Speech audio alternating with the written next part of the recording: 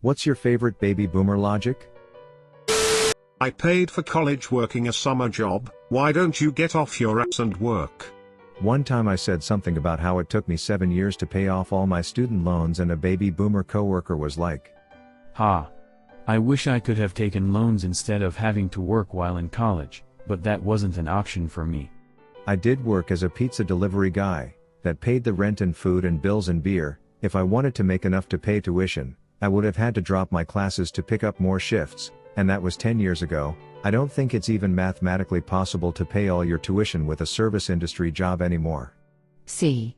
You shouldn't have spent your money on frivolous things, like beer and food. Also €1 avocados and €3 coffees. If only I didn't buy them, I could have paid off the tens of thousands of student debt by now. Don't forget that pesky thing called a place to live. Back in my day $12 an hour paid for a house, a new car, a family of 4, vacation and holidays. Grandpa, I don't think this ladder's very sturdy. That ladder's been in my family for 100 years, you'll be fine. My grandfather left it to my father after he died tiling the roof, then when my father died cleaning out the gutters he left it to me. Millennials, it's health and safety gone mad. Millennials are killing the so-and-so industry. No, those industries failed to adapt to a modern market and a new demographic. You think people of the early 1900s were bitching that kids and their cars were killing the horse-drawn carriage industry. Change happens. But the diamond industry was obviously an ancient tradition, and not at all a scam. You think people of the early 1900s were bitching that kids and their cars were killing the horse-drawn carriage industry? Honestly, yeah, I've kind of always assumed they were. They were. Even earlier, in the late 1700s, early 1800s, handloom weavers sabotaged machinery and burned down factories, because they complained that automated textile equipment was threatening their livelihoods. The whole participation trophy thing always bugs me. Who do you think gave us the trophies? It's not like we were asking for them or cared. Hell. I can't speak for everyone, but I know my friends and I all hated them because it meant we didn't win. Participation trophies were never for the kids, they were for the parents that couldn't handle the disappointment of their kid not getting a real trophy. Same here, like I needed a physical reminder of how bad I was at cross country. I once got a 54th place ribbon, threw it out immediately. Talking to my dad recently, he was going on about participation trophies. When I pointed out that we wouldn't have received said participation trophies, had his generation not invented them, his response was, Yep, that's another problem with your generation. Always blaming your faults on other people. Kids these days are all fat and lazy and stupid. It's because all they do is play computer games and listen to their Walkmans all day, while they watch 6 hours of TV a day, and are fat. Yeah, I don't understand this. My parents tell me all the time to stop just wasting my time playing video games, while they are watching freaking House Hunters. When I was 18, I had already moved out, gotten married and had a house. Yeah, and you also lived in a time period where minimum wage could actually support you to a degree, rather than leave you clinging to dear life while eating ice cube soup for dinner every night. There is literally a scholarship for everything, you just need to look hard enough. Sure. And all of them require you to be in either poverty or have a 5.0 GPA, gold mine if you have both. It's actually really effed up if you're middle class trying to pay for college, since you're not poor enough for financial aid, but not rich enough to pay it in a reasonable manner. This. My grandpa told me the other day, I went to college for free and I didn't have a 4.0, you're just not trying hard enough. Yeah, Grandpa, I'm sorry that colleges only give out scholarships on financial need or ethnic-based scholarships. It's not my fault that as a privileged white male with parents over the poverty line, the only scholarships I qualify for are $100 apiece. Just walk in and ask for a job, they love your enthusiasm. Don't apply online, send them a formal letter. My parents said to do this when applying to a company of over 800 employees, and they get applications from people all over the world, and they specifically ask you to apply online. Yeah, okay, let me demonstrate to them that I can't follow directions and that I think the rules don't apply to me. I'm sure that's exactly what an employer wants in a candidate. So, I actually tried that for my internship on college. Luckily, the guy was a baby boomer, so, even though they weren't looking to hire, he appreciated the initiative enough to look at my portfolio and gave me a position. I don't think it would work anywhere else though, haha. He hired you because you looked him dead in the eye and gave him a firm handshake. The only thing boomers respect more is a well-maintained lawn. The concept of respect seems to mean, everything I say is correct. If you challenge anything, then that's disrespect. No, Dad, we disagreed about something political. That doesn't somehow invalidate you as a father for all time. Holy f. Oh, it's even better when you ask why they believe they're correct all the time and get the response, "I'm older than you, I must be right. I never disrespected my parents like this. I don't get why you're doing it to me." Like, geez, Mom, just because your parents always had to be right, that doesn't mean you do. Black people are criminals.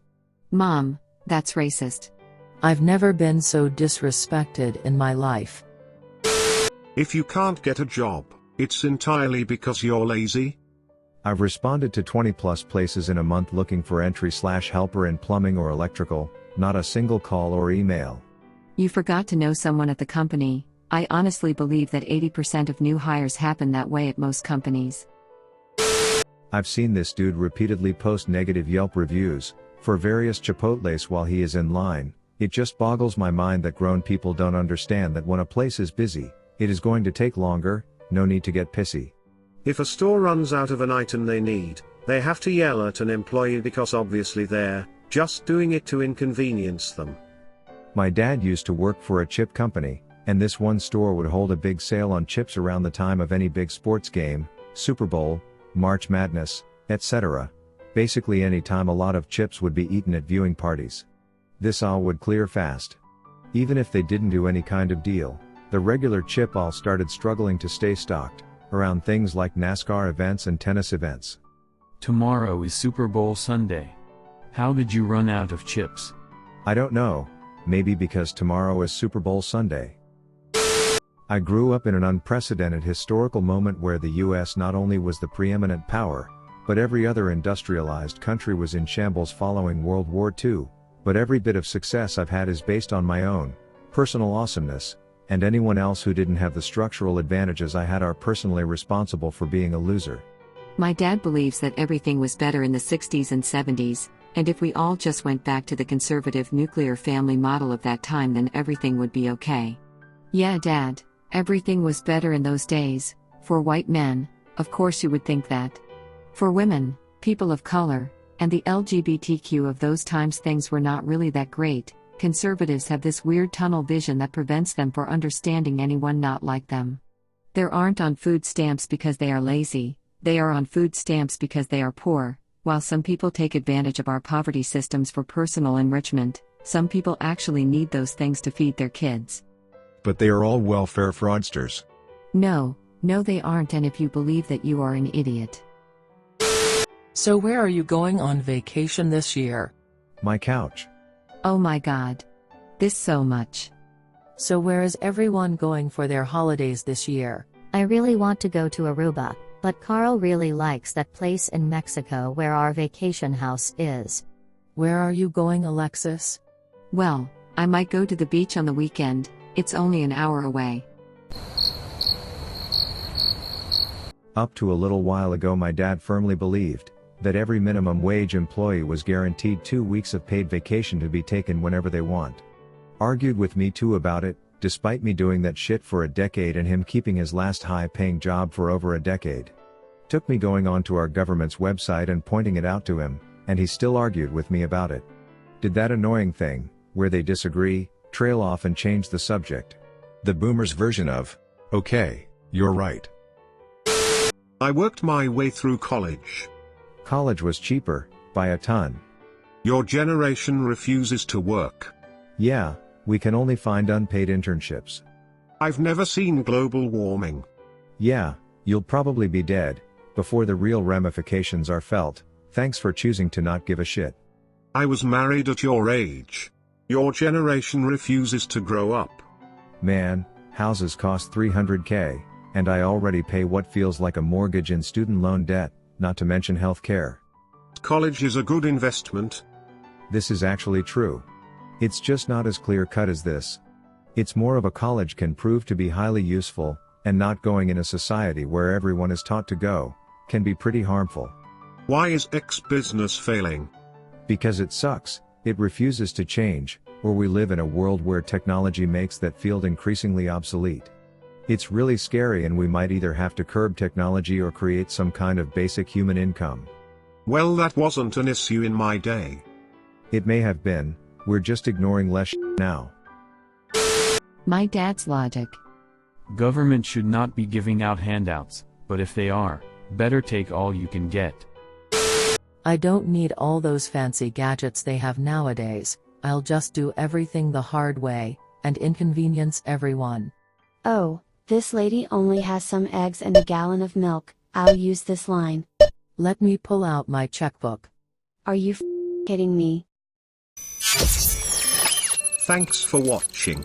Be sure to check out my other videos. Also, don't forget to like, comment, subscribe and ring the notification bell.